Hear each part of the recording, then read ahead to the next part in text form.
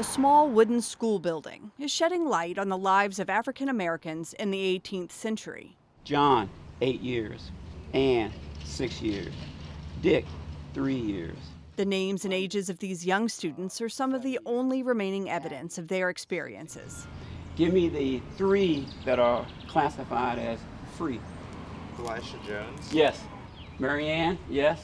And Mary Jones. But Williamsburg is using an original colonial era structure to secure their place in history. Exactly right.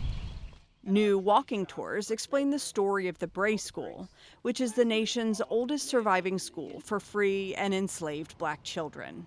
Bray School is one place that the African Virginia students were meeting, kind of a formal setting. A place where they could learn arithmetic and how to read, but the goal wasn't purely education. And the motive for this school, the Bray School, the motive is control, assimilation. Assimilation into a system that relied on slavery.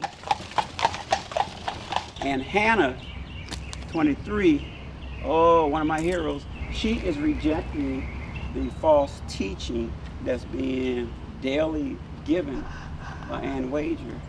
Ann Wager was their teacher. She was paid by a group of English clergymen who created and funded many colonial schools to educate black children. But I think what people also need to learn here is that education is power.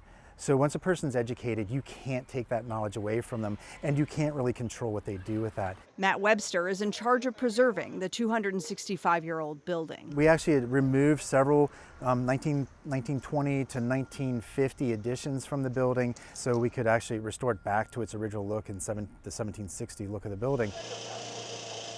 Work on the building's exterior is expected to wrap up by fall 2024, and Webster hopes it'll give visitors a better understanding of all of Williamsburg's 18th century residents. Those children were part of the community. They were seen in the households, on the streets. So putting this back tells a part of the story of the community and how it functioned and how it worked in the 18th century. Visitors to colonial Williamsburg say the new program is shedding fresh light on slavery in the colonies. I remember years ago when I first came here, there were a few things to do, but now there's more nation builders. And I think it's cool to kind of take like the unheard voices and build upon that.